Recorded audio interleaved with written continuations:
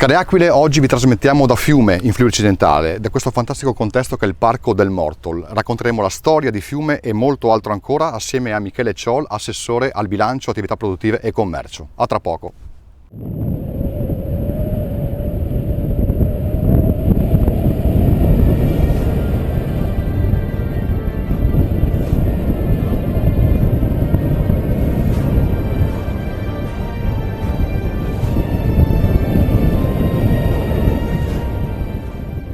E dunque Michele, intanto grazie per essere di nuovo con noi qui ad Aquile Libere. Ci troviamo, come ho già accennato, a Fiume, ex provincia di Pordenone. Tu sei l'assessore in questo comune al bilancio, attività produttive e commercio.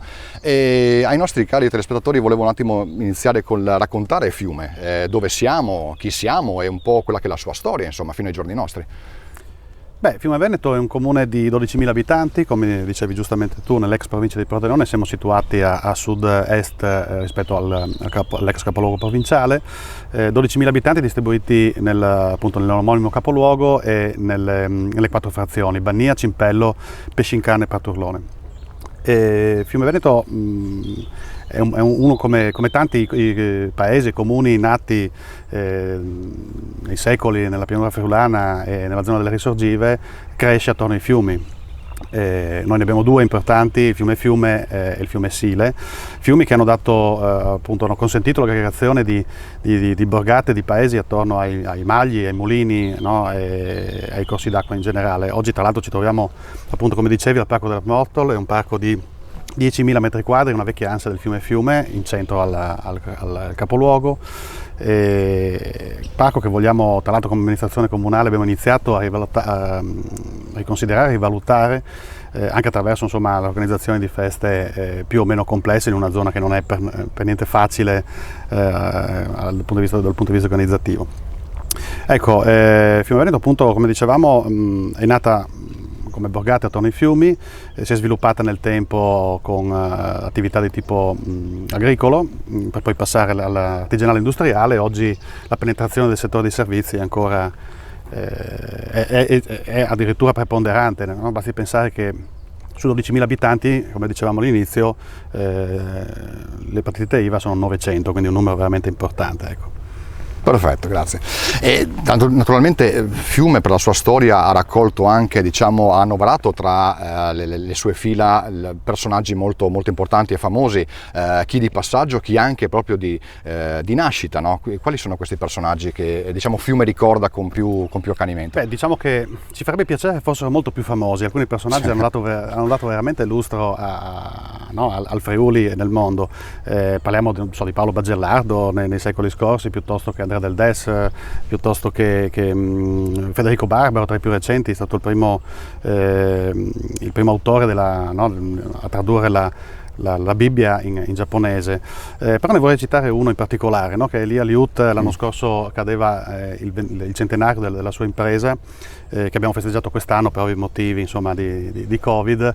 Elia Liut è un simbolo, è un eroe in Ecuador.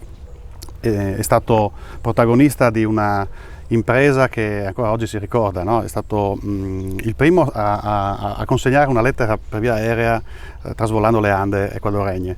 Elia Liut, il 4 novembre del 1920 riuscì in questa impresa con il suo aereo che oggi farebbe, sì, non dico sorridere, ma farebbe paura, da museo di più, diciamo, esatto, sì. Trasvolare, a superare i 4.000 metri di quota e ad arrivare appunto alla Cuenca a consegnare la prima lettera per via aerea, accolto da una folla festante. Fu fatto appunto aereo nazionale, gli furono dedicati poi post mortem anche l'aeroporto, piuttosto che dei francobolli, dei riconoscimenti. Qui a Fiume Veneto abbiamo una via nel centro del paese, appunto via Liut. Negli anni 50 l'amministrazione comunale di allora andò appunto a celebrarlo con una targa presso la facciata della sua casa natale, che è qui a poche centinaia di metri da qui.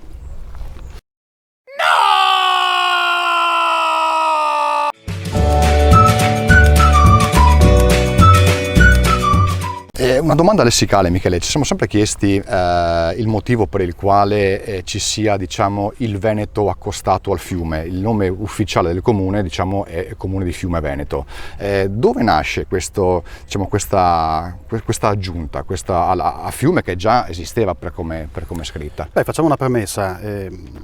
Il paese di Fiume, allora Flumen, è documentato da circa un secolo dopo la fondazione della Patria del Friuli, quindi parliamo della fine del 1100. Prende il nome quasi sicuramente dal fiume che abbiamo qui alle nostre spalle, del quale ci sono documenti storici risalenti al 996 primi, quindi abbiamo più di un millennio di storia del nostro corso d'acqua. Nel tempo, prima tramite appunto un decreto di Papa Luciano III verso l'abate di Sesto, poi nel 1250 appunto dai possedimenti dell'abbazia verso quelli dei signori di Prata, per poi passare alla Serenissima, no? al regno d'Italia napoleonico, poi alla fine a Lombardo-Veneto, le vicissitudini sono state tante, ma il paese si è sempre chiamato Fiume. Tra l'altro in alcuni momenti diviso tra fiume di qua e fiume di là, quindi no, da una parte all'altra rispetto appunto al corso d'acqua. Poi nel 1911 successe quello che oggi abbiamo ancora come conseguenza, nel senso che fu aggiunto il suffisso Veneto, l'aggettivo Veneto al nome del paese. Questo perché? Per una mera questione postale alla fine. No?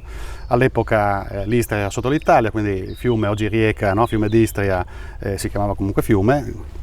Quindi di conseguenza avevamo due fiume, no? Nel territorio italiano, questo creava confusione dal punto di vista postale. Quindi si decise, un funzionario, diciamo così, con un regio decreto, attraverso un regio decreto decise di aggiungere questo aggettivo Veneto alla parola fiume. Probabilmente sarebbe stato più consono un fiume di Pordenone piuttosto che fiume del Friuli, no? Qualcosa del genere. Probabilmente chi ha deciso non conosceva bene. Non conosceva probabilmente l'ubicazione geografica del comune. Ecco, lasciami dire anche che dopo 70 anni, no?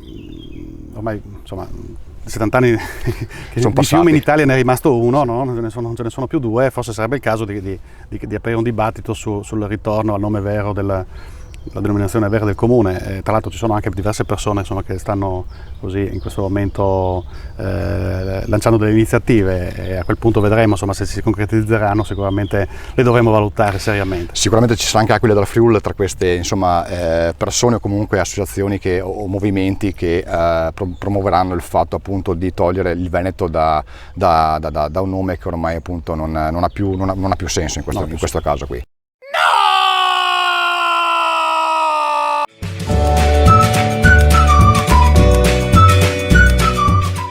Mi collego a questo discorso perché comunque il comune di Fiume è sempre stato legato anche attraverso l'amministrazione comunale al Friuli. Il connubio Fiume-Friuli è un legame ormai rinsaldato. Io mi ricordo che ogni anno, il 3 di aprile, al compleanno diciamo così, della Patria del Friuli, il comune di Fiume è molto attivo anche nelle sue attività, manifestazioni e le bandiere esposte in piazza. Ci puoi raccontare quella che è stata l'ultima esperienza di questo 2021? Beh, questa amministrazione è entrata in carico nel 2018 e come primo atto abbiamo voluto del 2019, perché ovviamente il 3 aprile era già passato, ma abbiamo voluto acquistare e insomma, esporre le bandiere per quella settimana del 3 aprile sia negli edifici pubblici che nei pali della pubblica illuminazione, come poi avrai visto anche quest'anno e anche l'anno scorso. Ovviamente quest'anno non è stato possibile organizzare eventi, manifestazioni insomma, a tema, quindi ci siamo limitati appunto a ricordarlo in questa maniera, così come l'anno scorso poi del resto. Nel 2019 abbiamo organizzato una interessantissima conferenza grazie all'aiuto del dottor Massimo Zoppi, che è un nostro concittadino esperto e soprattutto appassionato, no, della storia del Friuli, con il dottor Marco Plesnicar dell'archivio di Gorizia, che insomma, verteva proprio aveva dal titolo Aquileia come mito di fondazione, ed è stata molto, molto partecipata e molto interessante. Speriamo il prossimo anno di poter riprendere il filone che abbiamo dovuto sospendere per i motivi che ben sappiamo. I motivi ben ovvi. Io ringrazio Michele, è sempre un piacere intervistarti e conoscere quella che è la tua opinione, la tua storia. Io ti auguro un buon lavoro come assessore e ti rinvito presto qui alla nostra telecamera. Grazie a voi. D'accordo? Grazie mille, molto gentile.